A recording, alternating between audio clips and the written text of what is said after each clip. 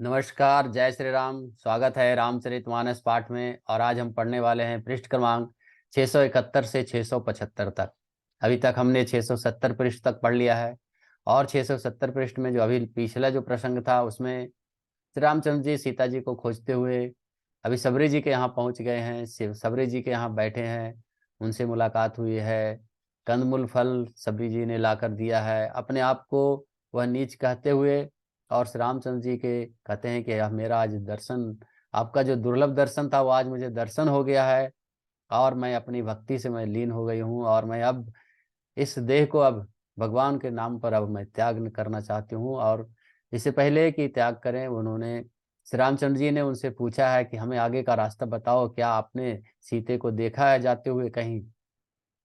उन्होंने बताया कि आप पंपा नामक सरोवर पर जाइए, वहां आपको सुग्रीव जी से मित्रता होगी और उसके बाद आपका यह कार्य आगे बढ़ेगा। उसके बाद योगाग्नि में अपने आप को जलाकर अपने देह का त्याग कर लेते हैं। और इसके आगे का प्रसंग अब हम पढ़ने वाले हैं। श्री रामचंद्र जी उनको इस परलोक से परलोक में भेज देते हैं, वहां उनको स्वर्गवास हो जाती है। और वे अब इसके आगे का प्रसंग हम पढ़ने वाले हैं जो पृष्ठ क्रमांक 671 से है। चलिए शुरू करते हैं। मंगल भवन मंगल हारी, द्रवहु सुदशरथ अजर बिहारी। राम सिया राम जय जय राम। राम सिया राम जय जय राम। श्याम रामचंद्र की जय। पवन सुत हनुमान की जय। सीता माता की जय। भ्राता लक्ष्मण की जय। पृष्ठ क्रमांक 671 से हम आगे पढ़ेंगे। मधुकर मुखर भेरी सहनाई, त्रिविध बयारी बसीठी आई। चतुरंग निसेन संगलिन्ने, विचरत सब ही चुनौती दिन्हे। भौरों की गुंजार भेरी और सहनाई है। शीतल मंद और सुगंधित हवा मानो दूध का काम लेकर आई है। इस प्रकार चतुरंगनी सेना साथ लिए कामदेव मानो सबको चुनौती देता हुआ विचर कर रहे हैं। लक्ष्मण देखत काम अनीका, रहहि धीर तिन कै जग लीका। यही के परम एक बल नारी, तेहि ते उबर सुभट सोई भारी। हे लक्ष्मण, कामदेव की इस सेना को देखकर जो धीर बने रहते हैं, जगत में उन्हीं की वीरों में प्रतिष्ठा होती है। इस कामदेव के एक स्त्री का बड़ा भारी बल है, इससे जो बच जाए वही श्रेष्ठ योद्धा है। दोहा। तात तिनी अति प्रबल खल, काम क्रोध अरुलोभ। मुनि विज्ञान धाम मन, करहि निमिष महु क्षोभ। श्यावर रामचंद्र की जय। हे तात, काम क्रोध और लोभ ये तीन अत्यंत प्रबल दुष्ट हैं। ये विज्ञान के धाम मुनियों के भी मनों को पल भर में क्षुब्ध कर देते हैं। लोभ के इच्छा दंभ बल, काम के केवल नारी। क्रोध के परुष वचन बल, मुनिवर कहीं बिचारी। सियावर रामचंद्र की जय। लोभ को इच्छा और दंभ का बल है, काम को केवल स्त्री का बल है और क्रोध को कठोर वचनों का बल है। श्रेष्ठ मुनि विचार कर ऐसा कहते हैं। गुणातीत सचराचर स्वामी, राम उमा सब अंतर जामी। कामिन के दीनता दिखाई, धीरन के बन बिरति बिराई।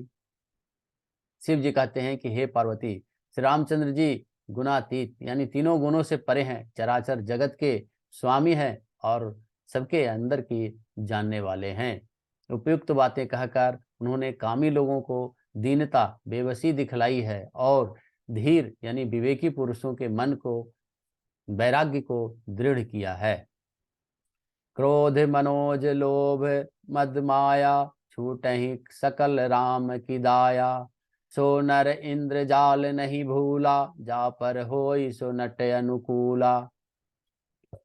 क्रोध काम लोभ मद और माया ये सभी श्री रामचंद्र जी की दया से छूट जाते हैं।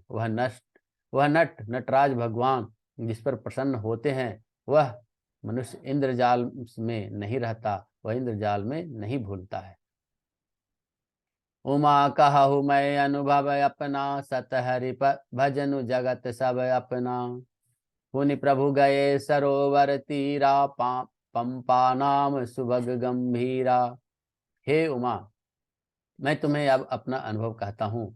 हरि का भजन ही सत्य है। यह सारा जगत तो स्वप्न यानी स्वप्न की भांति झूठा ही है।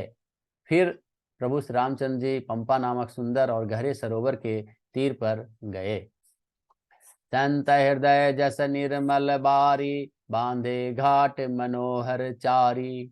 जह तपि यहीं विविध मृग नीरा, जनु उदार गृक जाचक भीरा। उसका जल संतों के हृदय जैसा निर्मल है। मन को हरने वाला सुंदर चार घाट बंधे हुए हैं। भांति भांति के पशु पक्षी जहां तहां जल पी रहे हैं। मानो उदार दानी पुरुषों के घर याचकों की भीड़ लगी हुई है। दोहा। पुरैनी संगन घोट जल, बेगिनाई मर्म। माया छन्न न देखिए, जैसे निर्गुण ब्रह्म। सियावर रामचंद्र की जय। घनी पुरौनों यानी कमल के पत्तों की आड़ में जल का जल्दी पता नहीं मिलता। जैसे माया से ढके हुए रहने के कारण निर्गुण ब्रह्म नहीं दिखता। सुखी मीन सब एक रस, अति अगाध जल माही। जथा धर्म सिलन के, दीन सुख संजुत जाहि। सियावर रामचंद्र की जय। उस सरोवर के अत्यंत अथाह जल में सब मछलियां एक सदा एक रस एक समान सुखी से पूर्वक रहती है। जैसे धर्मशील पुरुषों के साथ सब दिन सुख पूर्वक बीतते हैं। विकसे सरसिज नाना रंगा, मधुर मुखर गुंजत बहु भृंगा। बोलत जल कुक्कट कल हंसा, प्रभु बिलो की जनु करत प्रशंसा। उसमें रंगे बिरंगे कमल खिले हुए हैं। बहुत से भौरे मधुर स्वर से गुंजार कर रहे हैं और जल के मुर्गे और राजहंस बोल रहे हैं। मानो प्रभु को देखकर उनकी प्रशंसा हर कोई कर रहे हैं। चक्रबाक बक खग समुदायी, देखत बनई बरनी नहीं जाई। सुंदर खग गन गिरा सुहाई, जात पथिक जनु लेत बोलाई। चक्रवाक बगुले और पक्षियों आदि का समुदाय देखते ही बनता है, उसका वर्णन नहीं किया जा सकता। सुंदर पक्षियों की बोली बड़ी सुहावनी लगती है, मानो रास्ते में जाते हुए पथिक को बुला लेती है। काल समीप मुनिन गृह छाये, चहुदिशि कानन बिटप सुहाये। चंपक बकुल कदम्ब तमाला, पाटल पनस परास रसाला। उस झील यानी उस पंपा सरोवर के समीप मुनियों ने आश्रम बना रखे हैं। उनके चारों ओर वन के सुंदर वृक्ष हैं। चंपा, मौलसिरी, कदम, तमाल, पाटल, कटहल, ढाक, आम आदि हैं। नव पल्लव कुसुमित तरुणाना, चंचरिक पटलिकर गाना। शीतल मंद सुगंध सुभाऊ, संतत बहु मनोहर बाऊ। बहुत प्रकार के वृक्ष नए नए पत्तों और सुगंधित पुष्पों से युक्त है, जिन पर भंवरों के समूह गुंजार कर रहे हैं। स्वभाव से ही शीतल, मंद, सुगंधित और मन को हरने वाली हवा सदा बहती रहती है। कुहु कुहु कोकिल धूनि करही, सुनि रब सरस ध्यान मुनि टरही। कोयले कुहु कुहु कहकर शब्द कर रही है, आवाज कर रही है। उनकी रसीली बोली सुनकर मुनियों का भी ध्यान टूट जाता है। दोहा। फल भारन निमि बिटप सब, रहे भूमि नियराई। पर उपकारी पुरुष जिमि, न वही सुसंपत्ति पाई। सियावर रामचंद्र की जय। फलों के बोझ से झुककर सारे वृक्ष पृथ्वी के पास आ लगे हैं। जैसे परोपकारी पुरुष बड़ी संपत्ति पाकर विनय से झुक जाते हैं। देखी राम अति रुचिर तलावा, मज्जनु किन्न परम सुख पावा। देखी सुंदर तरुवर छाया, बैठे अनुज सहित रघुराया। श्री रामचंद्र जी ने अत्यंत सुंदर तालाब देखकर स्नान किया और परम सुख पाया। एक सुंदर उत्तम वृक्ष की छाया देखकर श्री रघुनाथ जी छोटे भाई लक्ष्मण जी सहित बैठ गए। तह पुनि सकल देव मुनि आए, स्तुति करी निज धाम सिधाए। बैठे परम प्रसन्न कृपाला, कहत अनुज सन कथा रसाला। फिर वहां सब देवता और मुनि आए स्तुति करके वे अपने अपने धाम को चले गए। कृपालु श्री रामचंद्र जी परम प्रसन्न बैठे हुए छोटे भाई लक्ष्मण जी से रसीली कथा कह रहे हैं। बिरहवंत भगवंत ही देखी, नारद मन भा सोच विशेषी।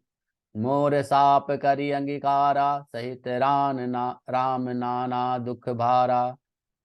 भगवान को विरह युक्त देखकर नारद जी के मन में विशेष रूप से सोच हुआ। उन्होंने विचार किया कि मेरे ही श्राप को स्वीकार करके श्री राम जी नाना प्रकार के दुखों का भार सह रहे हैं, यानी दुख उठा रहे हैं। ऐसे प्रभु बिलो कहीं जाई, पुनि न बनहि अस अवसर आई। यह विचार नारद कर बीना, गए जहां प्रभु सुख आसीना। ऐसे भक्त वत्सल प्रभु को जाकर देखूं, फिर ऐसा अवसर न आएगा। यह विचार कर नारद जी हाथ में बिना लिए हुए वहां गए जहां प्रभु श्री रामचंद्र जी सुखपूर्वक बैठे हुए थे। गावत राम चरित मृदुबानी, प्रेम सहित बहु भांति बखानी। करत दंडवत लिए उठाई, राखे बहुत बार उरलाई। वे कोमल वाणी से प्रेम के साथ बहुत प्रकार से बखान बखान कर रामचरित का गान कर रहे हैं। ते ही गान कर रहे हैं और गान करते हुए वे चले आ रहे हैं। दंडवत करके श्री रामचंद्र जी ने नारद जी को उठा लिया। दंडवत करते हुए देखकर श्री रामचंद्र जी ने नारद जी को उठा लिया और बहुत देर तक हृदय से लगाए रखा। स्वागत पूछी निकट बैठारे, लक्ष्मण सादर चरण पखारे। फिर स्वागत यानी कुशल पूछकर पास बैठा लिया। लक्ष्मण जी ने आदर के साथ उनके चरण धोए। दोहा। नाना विधि विनती करो, प्रसन्न जी जानी। नारद बोले बचन तब, जोरि सरोहर पानी। सियावर रामचंद्र की जय। बहुत प्रकार से विनती करके और प्रभु को मन में प्रसन्न जानकर तब नारद जी ने कमल के समान हाथ जोड़कर वचन बोले। सुनह उदार सहज रघुनायक, सुंदर अगम सुगम बरदायक। देहु एक बार मागऊ स्वामी, यद्यपि जानत अंतर जामी। हे स्वभाव से उदार से रघुनाथ जी, सुनिए, आप सुंदर अगम और सुगम वर के देने वाले हैं।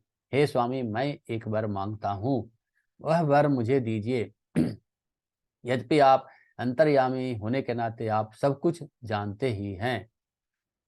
जानहु मौनि तुम मोर सुभाऊ, जन सन कबहु कि करहु दुराऊ। कवन वस्तु असी प्रिय मोहि लागी, जो मुनिवर न सकहु तुम मांगी। श्री रामचंद्र जी ने कहा, हे मुनि, तुम मेरा स्वभाव जानते ही हो।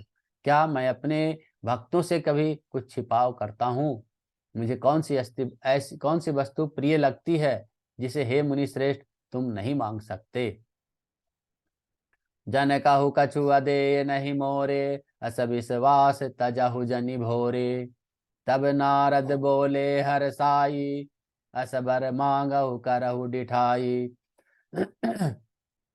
मुझ भक्त के लिए कुछ भी संदेह अदेय नहीं है, ऐसा विश्वास सुन भूलकर भी मत छोड़ो। तब नारद जी हर्षित होकर बोले, मैं ऐसा वर मांगता हूँ, यह धृष्टता आपसे करता हूँ।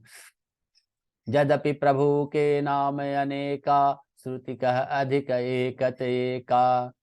राम सकल नाम नत अधिका, हो नाथ यग खग गण अधिका। यद्यपि प्रभु के अनेकों नाम हैं और वेद कहते हैं कि वे सब एक से एक बढ़कर हैं, तो भी हे नाथ, राम नाम सब नामों से बढ़कर है और पाप रूपी पक्षियों के समूह के लिए यह बधिक के समान हो। दोहा। राका रजनी भगति तब, राम नाम सोई सोम। अपर नाम उड़गन विमल, बसहु भगत उर व्योम। सियावर रामचंद्र की जय। आपकी भक्ति पूर्णिमा की रात्रि है, उसमें राम नाम यही पूर्ण चंद्रमा होकर और अन्य सब नाम तारागण होकर भक्तों के हृदय रूपी निर्मल आकाश में निवास करे। एवमस्तु मुनि सन कहु, कृपा सिंधु रघुनाथ। तब नारद मन हरसयति, प्रभु पद नायु माथ। सियावर रामचंद्र की जय। कृपा सागर से रघुनाथ जी ने मुनि से एवं अस्तु, ऐसा ही हो कहा। तब नारद जी ने मन में अत्यंत हर्षित होकर प्रभु के चरणों में मस्तक नवाया। अति प्रसन्न रघुनाथ ही जानी, पुनि नारद बोले मृदुवाणी। राम जब ही प्रेरऊ निज माया, मोहे मोहि सुनहु रघुराया। श्री रघुनाथ जी को अत्यंत प्रसन्न जानकर नारद जी फिर कोमल बानी बोले, हे राम जी, हे रघुनाथ जी सुनिए। जब आपने अपनी माया को प्रेरित करके मुझे मोहित किया था, तब विवाह मैं चाहूं किन्हा, प्रभु के ही कारण करे न दिन्हा। सुन मुनि तो ही कहूँ सहरोषा, भजहि जे मोहि तजि सकल भरोसा। तब मैं विवाह करना चाहता था, हे प्रभु आपने मुझे किस कारण विवाह नहीं करने दिया। प्रभु बोले, हे मुनि सुनो, मैं तुम्हें हर्ष के साथ कहता हूँ, जो समस्त आशा भरोसा छोड़कर केवल मुझको ही भजते हैं, करऊ सदा तिन कै रखबारी, जिमि बालक राखई महतारी। गह शिशु बक्ष अनल अहि धाई, तह राखई जननी अगराई। मैं सदा उनकी वैसे ही रखवाली करता हूँ जैसे माता बालक की रक्षा करती है। छोटा बच्चा जब दौड़कर आग और सांप को पकड़ने जाता है तो माता उसे वहां अपने हाथों से अलग करके बचा लेती है। दोस्तों, आज हमने पृष्ठ क्रमांक 675 तक पढ़ा है और आज की कथा यहीं समाप्त होती है। आज कथा इतनी भयो सुनो वीर हनुमान, श्याम रामचंद्र की जय। पवन सुत हनुमान की जय। सीता माता की जय। भ्राता लक्ष्मण की जय। मंगल भवन मंगल हारी, द्रबहु सुदशरथ अजिर बिहारी। राम सिया राम जय जय राम। राम सिया राम जय जय राम। धन्यवाद। जय श्री राम, जय श्री राम, जय श्री राम।